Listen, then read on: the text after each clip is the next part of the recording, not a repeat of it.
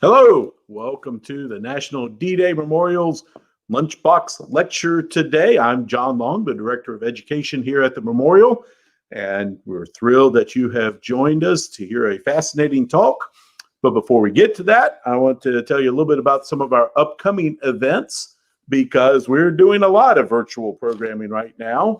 It's kind of the wave of the future, I guess, right now, or the wave of the present. Because while we are open and we are welcoming visitors, it's just a time where a lot of people want to be at home watching things on the computers. So we are thrilled to be able to meet our mission of raising awareness of D-Day and World War II through this virtual platform that we have. And we are looking forward to a number of great upcoming events. Next one on the calendar is next week, our virtual Homefront Festival. We've done our Homefront Festival for many years as an in-person event. Obviously, again, that's not the way we do things during a pandemic. And so it will be virtual all next week with a different theme every day. So from September 28th to October 3rd, go to our webpage or our Facebook page, and you can watch, let's say, different subjects every day. The role of women in the war, rationing during the war, how the war impacted the civil rights movement, all great subjects. And you can spend a little bit of time learning about that aspect of the home front. And then our next Lunchbox lecture will be on October 8th, another Thursday at noon, where Norm Fine, an author and researcher with a new book called Blind Bombing, on some of the technology that made microwave radar technology that made our bombing missions in the European theater successful. October 16th, a Friday, starting at 10:30, is our virtual homeschool day. Again, another live event last year. That's now a virtual event. But if you are a homeschooler, or even if you're just kind of interested in sitting through some of our lessons and tour of the memorial, then join us. There's information on our webpage to register for that event, but we will be talking about some of the equipment that was used on D-Day. You'll get to, I guess, weather permitting, get to take a tour of the memorial. That says if you can't see it in person, then at least you can see it through your computer screen. And that's a great event for homeschoolers, or again, anyone who's just interested in tuning in for virtual homeschool day on October 16th. And then our next Lunchbox lecture, or last Lunchbox lecture in October, is the 22nd at noon. And that will be Rick Beyer, well-known World War II author, who will speak not on World War II history exclusively, but on presidential history.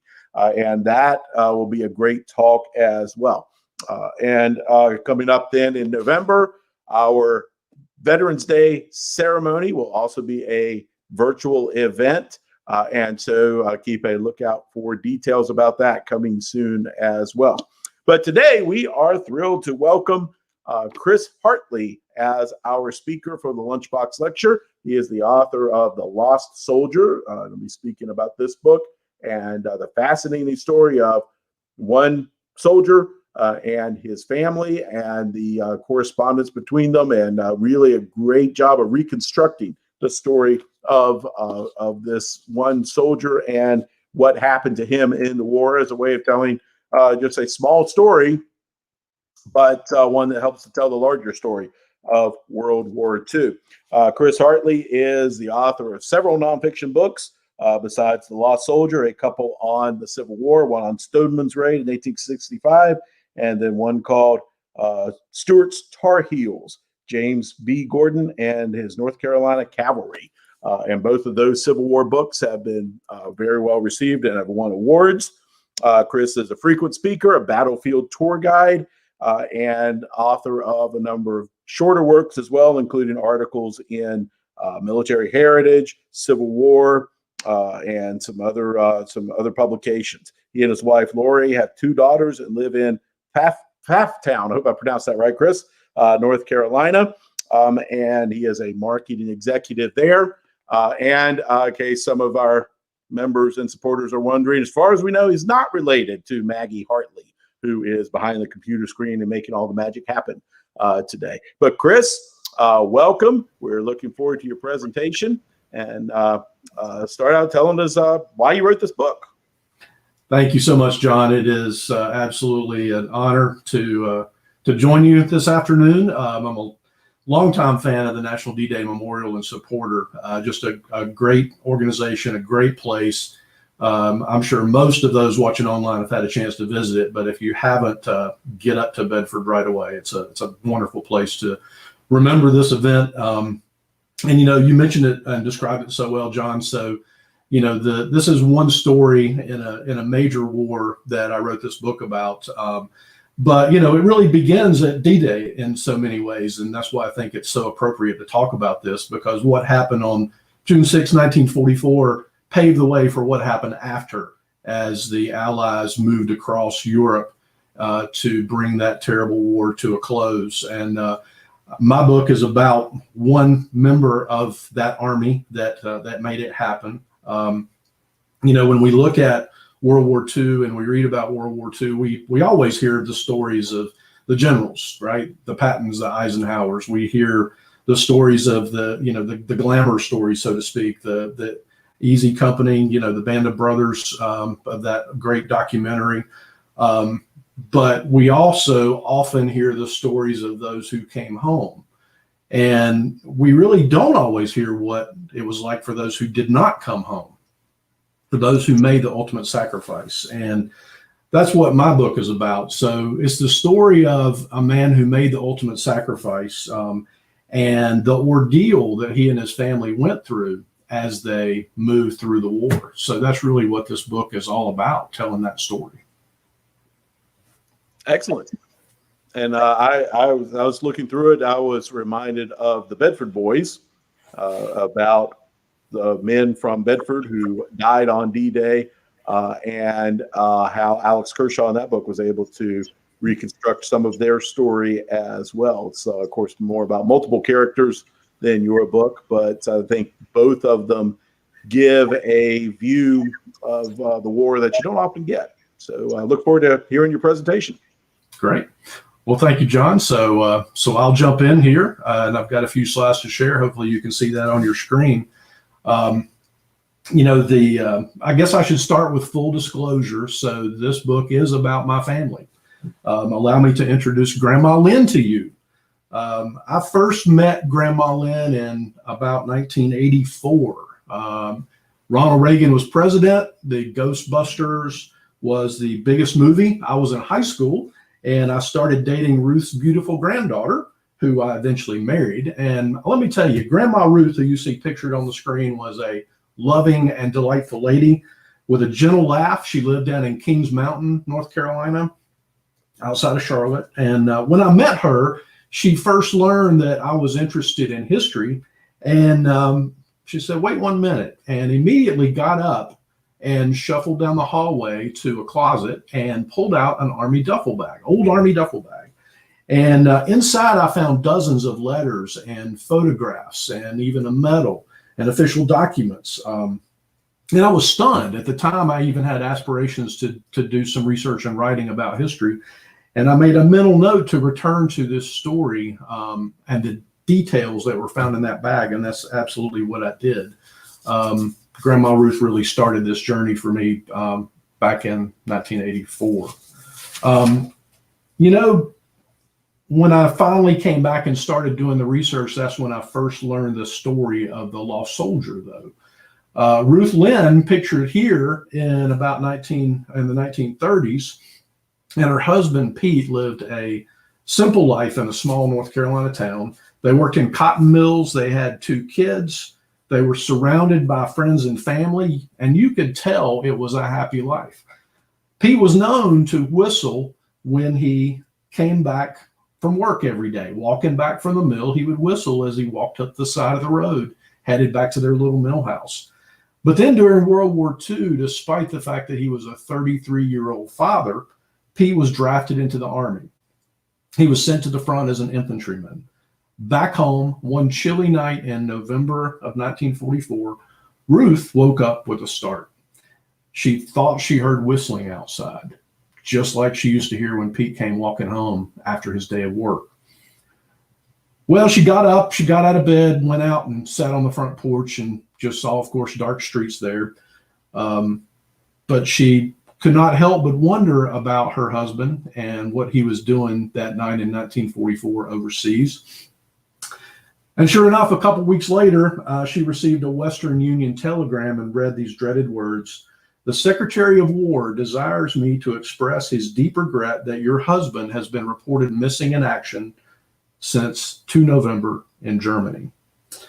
Well, as you might expect, the tidal wave of grief just washed over poor Ruth. She grabbed a Bible, she flipped to Psalm 91 and read, "I will say of the Lord, he is my refuge and my fortress, my God, in him I will trust." In her diary, she wrote 3 powerful words: "Bottom fell out." What an apt description of the family's experiences that they went through during World War II. Weeks passed and Ruth heard no official word about her husband. But there were ominous signs. Bundles of letters she had previously written to her husband came back from Europe, returned to sender unopened.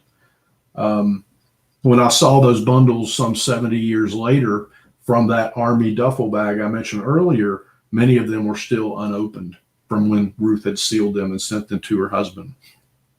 A couple weeks after that, the boxes she had sent her husband for the Christmas holidays had been returned.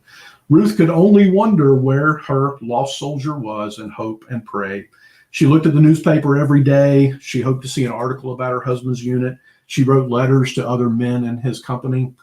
She chased rumors. One night, she and some friends even gathered around a Ouija board to see what they could come up with. And of course, Ruth reflected on how she had gotten to this point. Ruth was born in Spencer Mountain on November 4th, 1915, another small North Carolina town.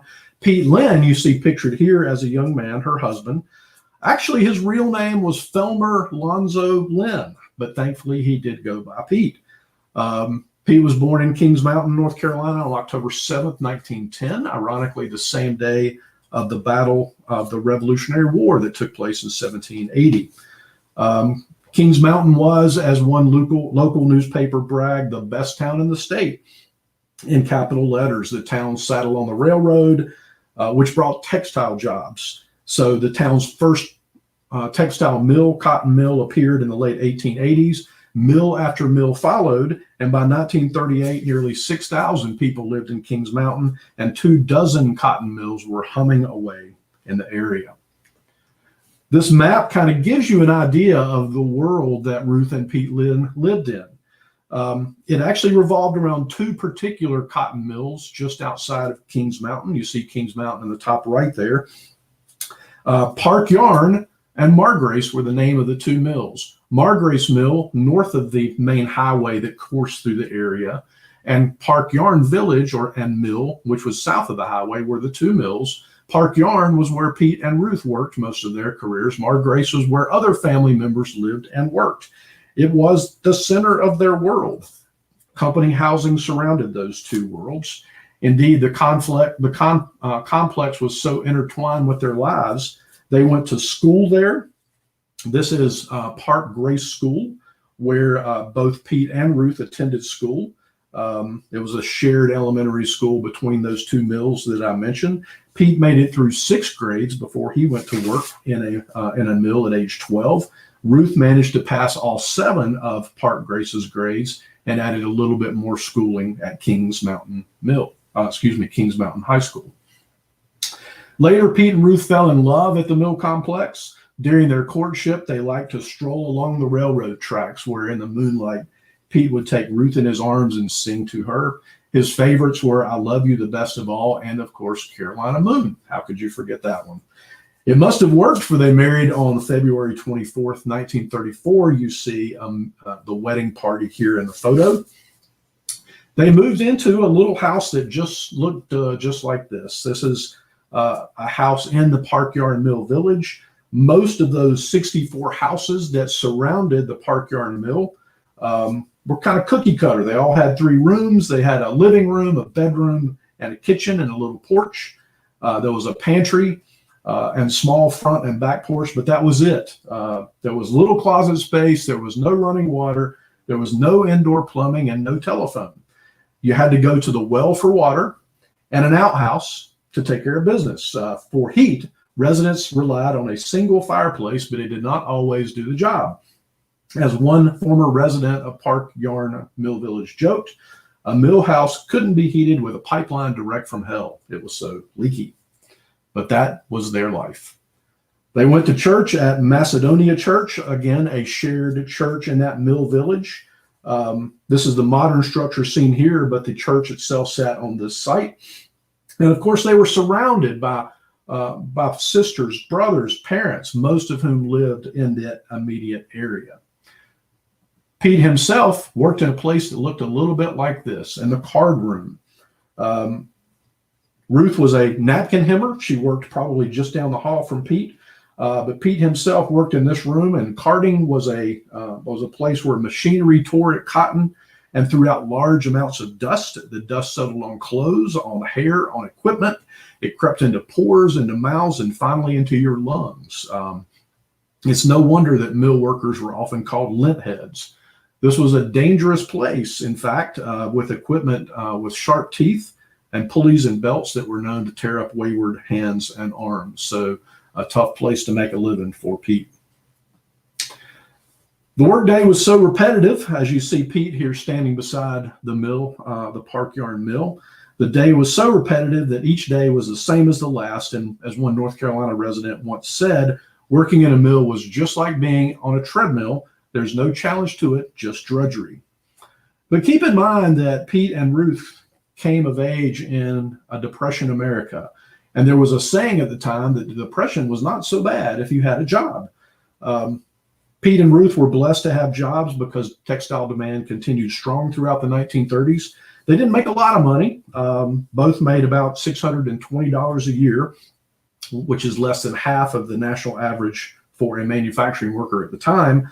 But it was, and also close to the minimum needed to avoid starvation. But by pooling their salaries together, pooling their resources together, and taking on odd jobs, they made ends meet. Money aside, it was a happy life. You could tell from Pete's whistling. Pete and Ruth might have stayed content with this life for the rest of their lives. But the world had other ideas. As the 1930s passed, news of German and Japanese aggression across the globe started to fill newspaper columns and movie newsreels across the country. And then, of course, in 1941, the attack on Pearl Harbor took America to war. None of this kept the Lynns from starting a family. They welcomed the little one you see here in the picture, Mitchell Ann, Mickey, in October 1940. Mickey was my wife's mother. She was born, of course, during the Blitz on London. And they also gave birth to Barbara Jo, or Bobby, as they called her, on July 29th, 1942, just before the Marines landed on Guadalcanal. And as you can see, between Mickey, pictured here, and Bobby, the sister who came later, they liked those boys' names even for a girl. They really wanted a boy in their family. But the couple never dreamed that the war would come close to home. Pete was now 30 years old. He was married. He was a father. But in 1940, America instituted the draft, and Pete had to register for it. As a married man and a father of children born before Pearl Harbor, he initially fell into a protected class from the draft. But two things changed that: growing casualties on the battlefield, in addition to the Army's decision to extend basic training time from 13 to 17 weeks. So the result was a critical shortage of infantrymen at the front. And on July 31st, 1943, the Selective Service System instructed draft boards to start classifying fathers as eligible for the draft. That began on October 1st, 1943. By the end of the war, one of every 5 fathers between the ages of 18 and 37, or 1 million men altogether, would be on active duty. And so the average age of draftees rose from 22 in 1940 to 26. Well, for Pete, there was one last chance to avoid the draft, though. The textile industry was a protected industry because of its contributions to defense. And as an unskilled laborer, technically, he was not exempt, but Pete felt sure that his bosses would protect him from the draft if he asked. He decided not to ask. He was 33 years old when his turn came. March 4th of 1944, he looked in his mailbox and found his draft notice waiting inside. He was ordered to report to the draft board office at the First National Bank building in Kings Mountain on March 15th, just a few days hence. From there, he would be transported to an induction center. And when the dreaded day came, Pete could only say a tearful goodbye to Ruth and his 2 kids and head off to basic training. Now, this map that's on screen, you can trace his journey. You see Kings Mountain there on the map if you're not familiar with this location.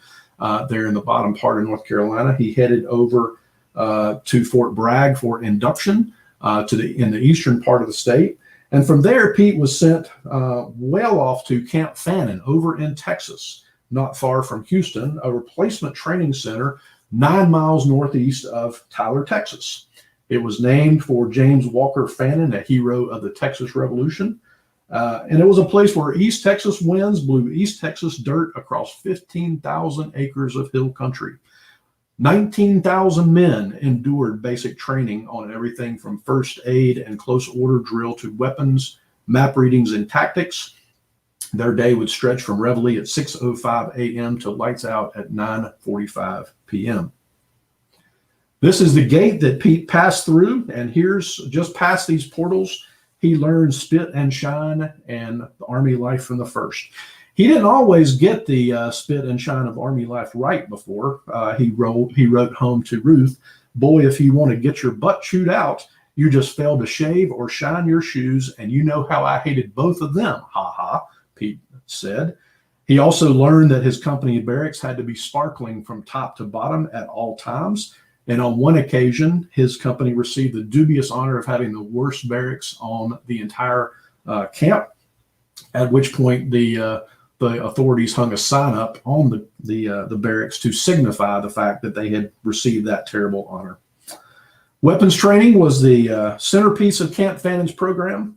He learned how to use hand grenades and bazookas and gas masks. Pete actually handled the gas mask very well. He could put it on and nothing flat because it reminded him of his paint mask, from which he used to paint back home on an often basis. He did especially well on the M1 rifle, a 30 caliber semi-automatic rifle that was, of course, the U.S. Army's main infantry weapon. Although he did complain that the rifle was heavy and it kicks worse than old Tildus does, referring to a farm animal the family owned. Well, the rifle also gave him a sore arm and a busted lip that on one occasion that swelled up as big as a hen's egg, as he wrote home. But he won the marksman badge and just barely missed earning the sharpshooter designation. Having grown up hunting, Pete also did well with fieldcraft. He described in his letters home maneuvers in the woods that he kind of considered to be Boy Scout training. He wrote at one point to Ruth, "We had a big time yesterday rambling around the woods. It was," he added, "just like rabbit hunting at home, except we were the dogs. Ha ha." It wasn't long, though, before Pete had his fill of hiking. "Boy, that is all you do," he wrote.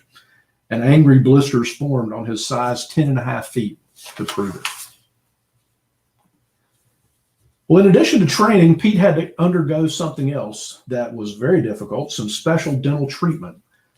You know, thanks to years of poor dental care during that Depression era, Pete went to training without a complete set of teeth, and those that remained were apparently not worth keeping. Over the span of several appointments, a dentist pulled every single one of Pete's teeth. After each visit, as this was kind of a progression, Pete's jaw swelled up and left him weak and sick, so he had to take time off from training to swish warm salt water and rest. Once all of his teeth were gone, a dentist fitted him with a set of new teeth. He looked in a mirror with that set of new teeth gleaming and said, "I like to faint to see pretty teeth in my mouth. Darling, did they look good?" he wrote home to his wife. Pete's problems were not uncommon. During the war, dentists extracted over 15 million teeth from servicemen and issued 2.5 million sets of dentures. Very common yet unknown experience that Pete Lynn shared. For Pete, you see in this photo, that's him on the back row at the left with other trainees. Training was hard. Eventually, Pete came convinced that the Army was trying to kill him. It was so hard. His limited education troubled him a little as well. The average GI had finished a year of high school, but as we discussed earlier, Pete had only finished the 6th grade. He told Ruth that he felt slower to grasp things than the others, and she scolded him for it. "Darling, you said to tell me to stop talking about being dumb," he wrote home. "I am getting a little better." Age was another worry. At the age of 33, Pete was an old man compared to many at Camp Fannin. The men and even some trainers called him old man along the way. But as the weeks passed, his age and his experience began to help him in other ways as the men began to look up to him. At one point, he even wrote home, "I don't have to do anything. I am the leader. I tell them what to do and how to put up their tents. I think before the war is over, darling, I will be running this man's army," he wrote. Pete also enjoyed going on leave in nearby Tyler, Texas, a town of about 30,000 residents. Upon arrival, he always made a beeline for a local restaurant to get a square meal, as he put it. He might indulge in a movie. He, on occasion, would visit a local photographer to have pictures made. You see here on screen one of those pictures he proudly sent home. When Ruth received this picture, she wrote her husband, "You look pretty swell in uniform. I hardly knew you," she wrote. Pete also loved to shop for his girls in Tyler's department stores or relax in Tyler's USO clubs. Along the way, as he spent time at the clubs, he wrote letters. He enjoyed the club's music. He watched couples dance. He visited with friends. Sometimes he enjoyed in sing-alongs along the piano, although at one point he sang so much that his teeth nearly fell out, as he put it. So past Pete's training, and the irony of those 17 weeks in 1944 is that Pete Lynn discovered that he had a natural inclination to be a soldier, but his heart was back in Kings Mountain. "Darling," he wrote, "you don't know how homesick I am, but I ain't going to let it get me down, for it won't get you anywhere in the Army," he wrote. We sometimes forget, though, how hard it is for those who are left at home. That's part of what my book, The Lost Soldier, is all about. So back in Kings Mountain, Ruth, who you see pictured on the left here with her sisters, she struggled on the first night at home without her husband. She told her diary, "Boy, was it lonesome." A few days later, she wrote him, "Dearest soldier, it still seems like a bad dream addressing you like that. If only we could wake up and the war would be over." Those days of separation from her husband passed slowly. "Honey, I hope you're okay," she wrote. "I think of you all the time and love you a bushel and a peck," she wrote. Friends and family, like Ruth's sisters here in the picture, tried to comfort her and soften her grief. Ruth spent time focusing on the kids, but nothing seemed to work completely. "Honey, my heart nearly burst wishing for you," she wrote on one occasion. "Sunday morning, it was so bad we couldn't go to church, so I read the paper and wrote letters and just sat and thought of you." She did go back to work after having their second child back at Park Yarn Mill, and local mills were humming with the war going on. In Kings Mountain, mills actually made the material used by the military in body bags, ironically enough. Mail also helped. Pete and Ruth kept the Postal Service busy. Ruth wrote Pete every morning and every night. And of course, the arrival of Pete's letters from the service were reasons to celebrate. "I live day to day waiting for the mailman," she wrote. "I'm keeping the home fires burning for one of Uncle Sam's soldiers, and that's Private Pete Lynn," she wrote. When Pete's training finally concluded at the end of July, he came home for a short leave, and it was a magical time. For 12 days, the war disappeared while Pete visited friends and family. He rode a horse you see him pictured during that leave on his favorite horse that he borrowed from a friend.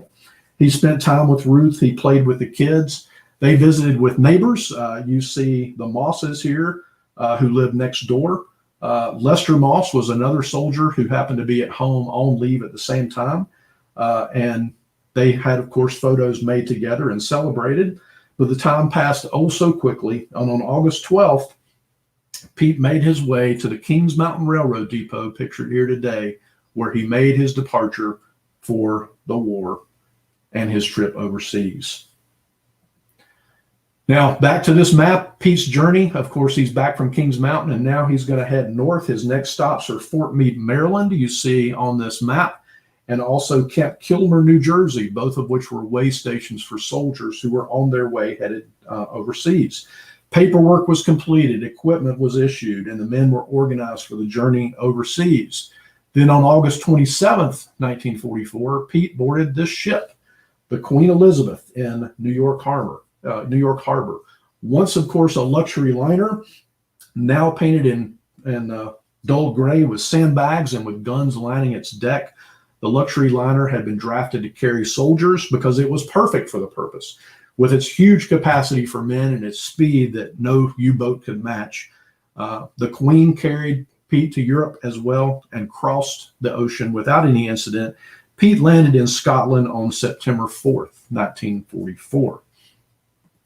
Here from the Firth of Clyde, which you see on this map over in Scotland, Pete began his journey to the front, and it would take another 20 days for him to make it from that location. I reiterate that story in my book.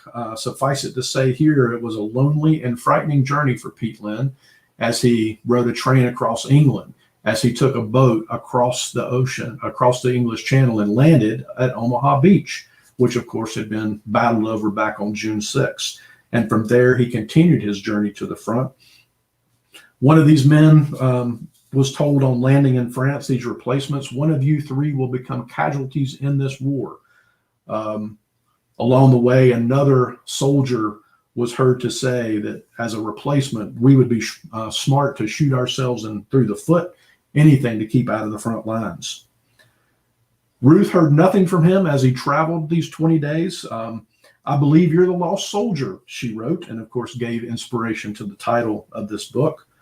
Finally, he replied on Saturday, September 9th, I've been traveling so much that I couldn't write, but I had a nice trip.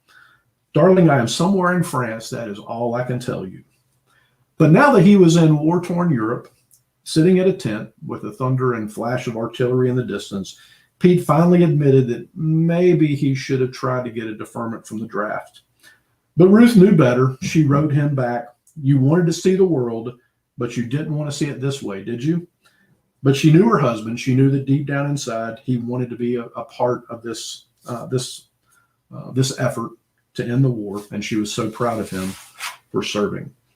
His trip continued until September 24th, 1944, when he joined Company B, 112th Infantry Regiment of the 28th Infantry Division in Luxembourg. Now, this division is one of the oldest in the U.S. Army, and it had many nicknames. In World War I, Commanding General John J. Pershing called it the Iron Division for its tenacity in battle. In Normandy, the Germans gave the 28th Division another nickname. One captured German officer told some 28th Division men, you must either be madmen or pick troops, so fiercely do you fight.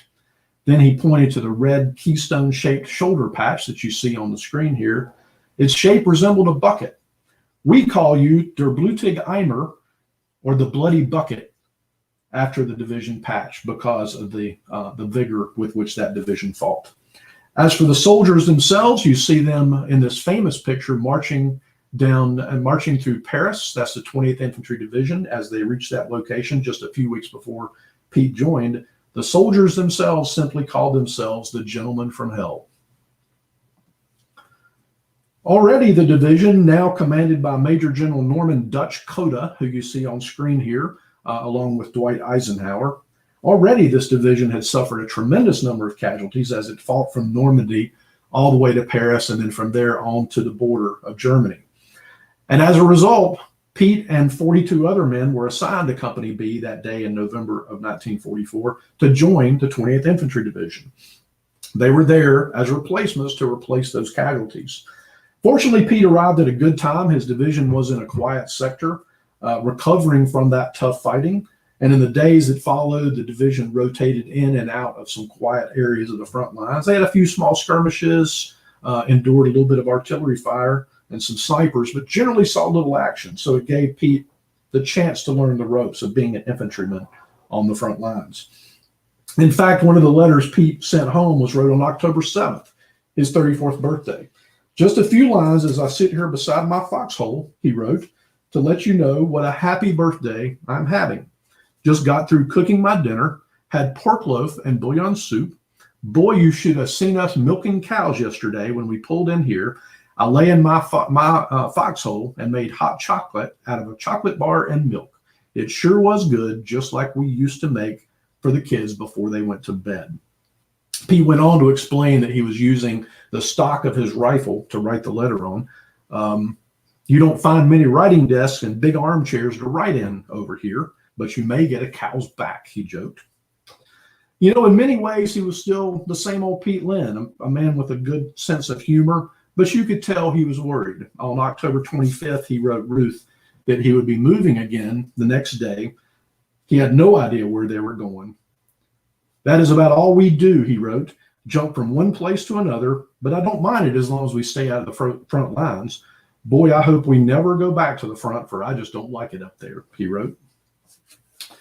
Unfortunately, he was headed straight to the front lines, to a place called the Hurtgen Forest, or as the Germans called it, the Hurtgenwald. It was a 50 square mile mass of trees that lay along the Belgian-German border just south of Aachen. You see that forest pictured here today. It was not just any forest. As one man wrote, it was a forest out of a German fairy tale, dense, forbidding, and hostile. It seemed filled with dark secrets, evil, and the ghosts of the dead. One could imagine that a wicked witch might live in its shadows, waiting to snatch some unfortunate soul. And indeed, as they arrived, Pete and his fellow soldiers saw around them shell craters and splintered trees and destroyed vehicles, scattered equipment, discarded ration cartons, battered road signs, piles of mines and shell casings, and they saw men who had already been fighting in this terrible forest, tired, unshaven men wearing muddy uniforms. They had bloodshot and vacant eyes. Clearly, they had been through some difficult fighting, and it was about to be Pete's turn. General Dwight D. Eisenhower, commanding Allied armies, was planning an attack toward the Rhine River. Lieutenant General Courtney Hodges, seen here also on this slide at the top middle, and his First Army would lead this attack. And under Hodges were two corps commanders. You had Joe Collins and his 7th Corps, Collins pictured at the top right there. They were going to lead the main attack, which would lead just north of the Hurtgen Forest through an open piece of terrain called the Stolberg Corridor. But somebody had to guard Collins's flank, that flank being the Hurtgen Forest. This distasteful job fell to Leonard Giroux and his 5th Corps. You see Giroux pictured here as well. Giroux's corps included 1 armored and 4 infantry divisions, but only one of those units was rested and ready, and that was Coda's 28th Infantry Division, in which Pete Lynn served. The 28th, therefore, would lead this attack. You see on the next screen the plan of attack for the 28th Infantry Division into the Hurtgen Forest. The 109th Infantry Regiment on the left in this map, or the top, would picture, as the line goes, would attack toward the north and the village of Hurtgen, while 2 battalions of the 110th Infantry, which are at the bottom of this map, the bottom left area, they would attack more towards Simonskall to provide flank protection. The main effort fell to the unit Pete served in, the 112th Infantry, Pete's unit under the command of Lieutenant Colonel Carl Peterson. They were in the center of this American line in this area, and they would attack straight ahead. The attack would begin at 9 a.m. with the 2nd Battalion attacking Wassenack, a German village leading directly to the east, while 3 hours later, Peterson and 2 other battalions would bypass Wassenack and navigate the Kahl River Gorge, climb the higher ridges to the east, and target Kammerscheit and Schmidt. Pete's 1st Battalion would be in the forefront of this attack at noon on that D-Day. This is Carl Peterson. He's the colonel and commander of the 112th Infantry Regiment, and he was one of many leaders who did not care for this plan. Coda was also in that number. The plan was designed above his head at Corps and Army headquarters by dispersing the strength of the 28th Infantry Division in 3 different directions, north, south, and straight ahead. It would disperse the strength rather than concentrate it. Coda later said, "Before this operation began, I did not think it would succeed." Carl Peterson, pictured here, was just as worried. A 47-year-old Zippo lighter salesman and National Guardsman from Pennsylvania. Peterson had actually served in the 112th during World War I. Now he was back in command. And he told the regimental surgeon, "Doc, this Schmidt attack is going to be an absolute suicide mission for us." Not the least of his worries were the fact that there was a strong German force to oppose this Allied attack. Field Marshal Karl Rudolf Gerd von Rundstedt commanded the Western Front that day. You see him on this picture, bottom left. Field Marshal Walter Model, commander of Army Group B, commanded the immediate area in front of this pending attack. General der Infantry Erich Schraube, pictured at right, commanded the corps that opposed Pete Lynn's unit under Model. And then, of course, the unit directly facing the 28th Infantry Division was General Hans Schmidt's 275th Infantry Division. Schmidt, you see pictured here, like all of these German soldiers, were blooded veterans who knew their business. Down on the front lines, though, Pete knew none of this, but he was worried because he knew something was about to happen. He wrote his sister, "I had better sign off. I've been writing all evening, and I don't know when I'm going to get another chance." Then in another letter, the last letter he ever wrote home, Pete mailed Ruth $60 for her birthday and told her to pick out something for herself and her kids. "Have a happy birthday, dear," he wrote, "and remember, I will always love you till the day I die." November 2nd, 1944 dawned. It was near freezing, and a cold drizzle fell out of a heavy mist that shrouded the forest. Despite the weather, the 28th Infantry Division's attack began. It started at 9 a.m. with the 109th Infantry Regiment to the north attacking and running into a minefield that stopped their attack cold. To the south, the 110th Regiment met heavy resistance and were also stopped cold. But in the middle, Carl Peterson and the 112th had much more success. His 2nd Battalion took Wassenack, you see pictured here on the screen, with little trouble. Then at noon, it was the turn of Pete's company. This would be his first major battle, and you can see Pete's company listed at the bottom of this map, just outside the little village of Reichelskal, getting ready to head in the attack into the Hurtgen Forest. This is what that location looks like today. Major Robert T. Hazlitt commanded the 1st Battalion. It was comprised of companies A through D, and Hazlitt formed his 4 companies in a column, with Pete's company B in front and Pete's platoon in the lead. In Vietnam vernacular, it was the point element. Pete was near the front. The route led downhill, you see here, into a wooded area that the Americans knew was defended. The column pushed quickly ahead with equipment clanking and soldiers muttering downhill into the trees. Nearby, a little creek gurgled. 100 yards, 200 yards, and on, the soldiers groped forward. Phase lines had been selected to help Pete's unit measure progress. And the first one was a forester's trail about 400 yards east of this location that this picture was taken from. That forester's trail was in reach when the little vale erupted. The column had stumbled on a contingent of German soldiers, probably a members of the 983rd Regiment of the 275th Infantry Division. They were dug in deeply, and those Nazis opened fire with small arms, with mortar fire, with artillery. There was very little that this unit could do. They were in the middle of it. Ralph Spans was the leader of Pete's 1st Platoon. He's pictured at bottom left here. He's 23 years old. He's a graduate of Bogota, New Jersey High School. He was near the front of Company B. German machine gun fire raked poor Ralph Spans from head to toe. He was dead before he hit the ground, a soldier recalled. Germans in coal scuttle helmets turned their weapons on the rest of the American column, including Pete. It was around 1:00 p.m. and Company B was in terrible trouble. Confusion reigned, men hid, they crawled, they yelled for help. At least 4 men, including Pete, were on or near that forester's trail, and exposed to that same hail of gunfire that killed Spans. They were cut off. The company quickly lost contact with all of those men. The company commander, Captain Clifford Hackard, 28, from Argyle, Iowa, you see him pictured here late in life, tried desperately to help Spans' exposed platoon. He ordered another platoon to move up, but they were quickly pinned down as well. Hackard called for artillery and mortar fire to no avail. He tried another platoon, but it could not budge the Germans either. There was no air support available, and neither Company A nor Company C were called up to support. Instead, Colonel Peterson realized that they were not going to break through and had no choice but to withdraw and leave Pete Lynn and the other soldiers cut off as they did so.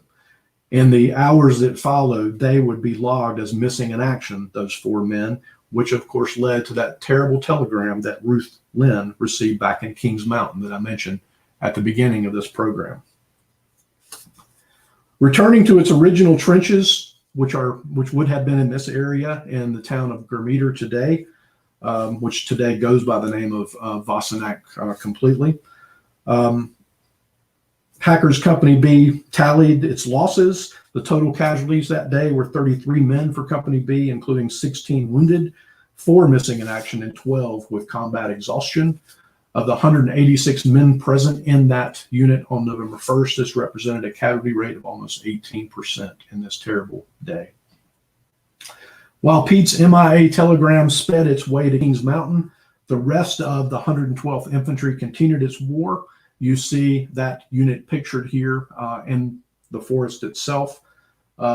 Peterson bypassed that wooded draw. He sent the rest of the regiment into the forest across the Kaw River Gorge and on to capture Kammerscheit and then Schmidt. But any celebrations were premature, for in the days that followed, German counterattacks pushed the Americans all the way back to Wassenack. All the while, artillery placed on high ground overlooking the Americans terrorized them, and by the end of their part of the battle, the 20th Infantry Division had suffered 6,184 casualties. Peterson's 112th Infantry fared the worst of all, losing 2,093 men, including 167 killed, 719 wounded, and 434 missing, or 64% of its assigned strength. It was the worst defeat experienced by the U.S. Army during World War II, and in fact, only at Tarawa in the Pacific Theater did another single division experience those kind of casualties. This ground where Pete Lynn went missing would not be recaptured until February of 1945, when they recovered his body and those other missing men from makeshift German graves.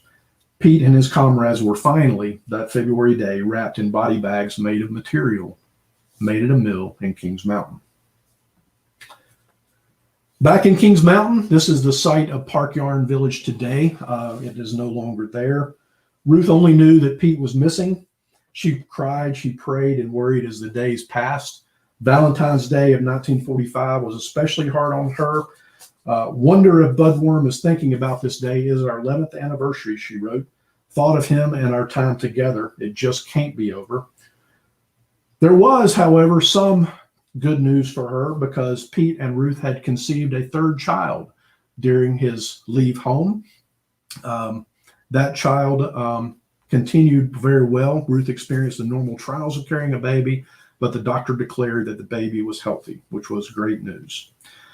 Then came March 14th, 1945, just a year after Pete had packed up and left for the service. Late in the afternoon, a Western Union man arrived at Ruth's door with a telegram announcing Pete being killed in action. Ruth was crushed. Can't believe it, she wrote later that day. It seems my world has really stopped now that I can't look for him back. This is the old Park Yarn Mill building before it was recently destroyed. Those days after Ruth received this terrible news, and the shadow of this mill were a blur of tears and denial, and visitors and letters of condolences and telegrams and more tears. She received the proceeds of Pete's $10,000 life insurance policy, but wished that she could give it all back and Pete come home. You know, she received Pete's Purple Heart. She learned that he was buried in a cemetery in Belgium called Henri Chapelle, which looked like this at the time. That's Pete's grave in a picture taken in 1945. The only good thing that came their way was the birth of that baby girl on May 6, 1945. They named her Thelma Ruth, or Petey for short, in memory of her dad. Just 2 days later, Germany surrendered. V-Day in Germany, Ruth told her diary. It was hard to miss the irony that Pete's namesake arrived just as the European War ended. You know, the story does not end there. Pete Lynn came home 3 years later, March of 1947. Ruth received a letter informing her that Congress had authorized the final burial of World War II dead, and she had the choice of leaving her husband in a permanent cemetery overseas or bringing him home for burial in a private ceremony. Ruth wanted Pete at home, laid to rest in Mountain Rest Cemetery in Kings Mountain. So on September 8th, 1947, Pete's remains were removed from Henri Chapelle, placed carefully in a brand new 200-pound metal casket lined with rayon satin, and trucked to Antwerp. On October 4th, in front of a solemn ceremony in front of 5,000 Belgians crowded into the city's Grand Plaza, the caskets of 5,598 other servicemen were loaded up onto this ship, the Joseph V. Connolly, and sailed for home.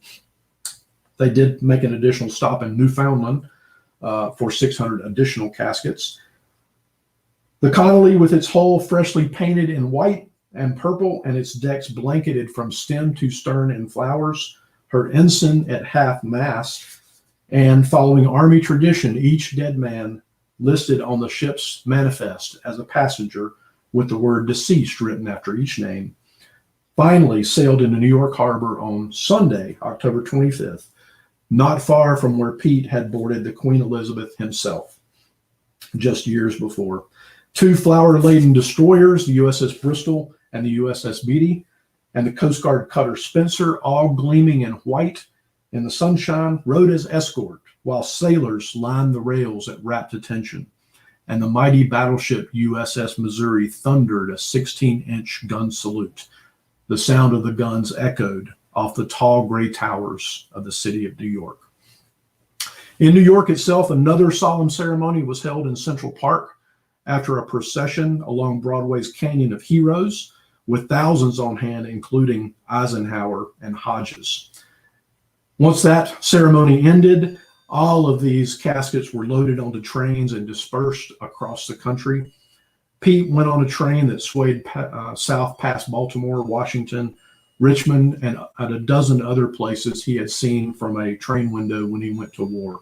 And on Sunday, November 2nd, 1947, a locomotive pulling 6 Pullman funeral cars slowed to a halt at the Charlotte Railroad Depot, exactly 3 years since Pete Lynn disappeared in the Hurtgen Forest. On November 13th, another train bore Pete's body to Kings Mountain, where Ruth met the casket and attended to every detail until he was buried for the third and final time just 3 days later in Mountain Rest Cemetery. You see pictured here the funeral scene itself. The story goes on with the Lynns. How does a family recover from such a terrible loss? Well, it's happened to so many men and women in the history of our country, and Pete and Ruth's story is perhaps representative of them. Ruth Lynn never remarried, really never dated anybody else, and went on to raise their 3 girls into fine young women, one of whom, as of course, was my wife's mother, and I can assure you she did a marvelous job. You know, it's been said that history is written by the victors, and as we look on Ruth's picture, we might also say that history is written by the survivors. The story of Pete Lynn is one of a man who did not survive, but a man who represents so many heroes like him, and we need to remember. From the first time I had the good fortune to open Pete Lynn's Army duffel bag back in 1984, it took me years to piece together the story, and today I can't help but wonder how this smiling, lovely lady who died in 1993 really endured the loss of her soldier. But inside that Army duffel bag Among those old letters, photos, and medals, there's a clipping of a newspaper column about a grieving widow. That clipping wrote, "No matter what it costs, love's worth the price. Only love heals the hurt that love can give. Only more love can fill love's empty place." And I can say without hesitation that Ruth Lynn and her family had enough love to heal that hurt. Ruth and Pete were two of millions who helped change the world, but indeed their love carries on to this day. Thank you very much for the time to share this story with you. Excellent. Thank you, Chris. Fascinating talk, fascinating story. If you have any questions, you can put them into the Q&A feature, and we will pass them on to Chris. But meantime, I'll start with one. Another thing I like about the book is that it's not only a common man, a man who did not come home to tell his own story, but he's also a replacement. And that is part of the World War II story that's always fascinated me because it was rough being a replacement. Did you run across any more detail about that system and that process and what it was like to be a replacement? Yeah, you're so right about that, John. It was a controversial and tough system. The replacement system was one that I did research at length to try to understand what Pete went through and those like him. And by all accounts, it was a difficult thing. Story after story of soldiers showing up at the front in darkness and barely meeting his fellow soldiers in the fire foxhole to the left and right of them, and not lasting minutes or even hours at the front because they didn't know what they were doing and didn't know the people around them and didn't know the setting. Very controversial because, armies have adapted different ways of handling replacements. Some armies will rotate units out of the front lines as a group. So you develop some camaraderie, you develop knowledge, you get to know the men and people around you. It is other units kind of reconstitute as they go. The U.S. Army had the policy of just keeping units in the front lines throughout the war. Rather than pull them out of the lines, they would just fill holes as those holes formed. And many generals throughout the war detested this system because of that lack of continuity, that lack of knowledge that would put strangers beside strangers in foxholes, which did not help an army's efficiency in battle. Obviously, it's something that our Army does not follow today. They instead rotate units in and out of combat and out of service to maintain that knowledge, maintain that efficiency. But for those who went through it during World War II, it was a very, very difficult experience and a lonely experience to go from the front, from a replacement camp, a repel depot, as they call it, a replacement depot, to be put into the front line, inserted as so much of a puzzle piece, so to speak. Absolutely, a very lonely story also, because for a lot of the men, like the Bedford boys, they went through training camp together, all the months and months of getting ready for the invasion, and they built up these friendships and the esprit de corps that makes it an effective fighting force. But for the replacements, you weren't there. The other guys have been there longer, didn't want to get to know you. And I can just imagine how miserable that was for Pete and the other men that went through it. Yeah, quite so. Very, very difficult time. They, to your point, they would not even bother to get to know the new replacements because they figured they'd be dead sooner rather than later. So it wasn't worth the time or effort to get to know them. So tough time to be a replacement.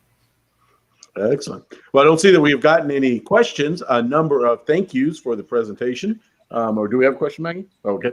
A number of thank yous for the presentation and interest in the book. And again, the Lost Soldier is available through the D-Day Memorial Gift Shop.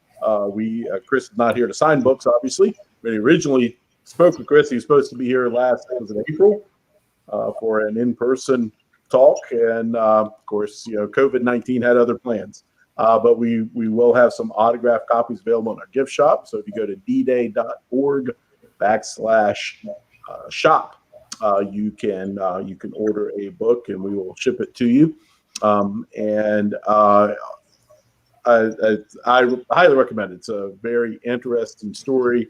If you've read a lot about World War II, and I know that a lot of our members and supporters who watch these programs, they're buffs. They know a lot about the war, but a lot of times you get the big picture and not the small picture. And so this is really a fascinating look of just one man. And you did a superb job of researching it. I know it's very close to your heart because it's your wife's family. But I can sense the work that went into trying to piece the story together from just scattered accounts and bits of paper here and there. Thank you, John. Very much. Thank you for joining us for the Lunchbox lecture. Join us again next week for our Homefront Festival, where we will have a different topic every day about what the war was like on the home front. And then our next Lunchbox lecture coming up, which is Norm Hine on blind bombing and some of the technology that made World War II a success on the Allied side. So again, thank you for joining us.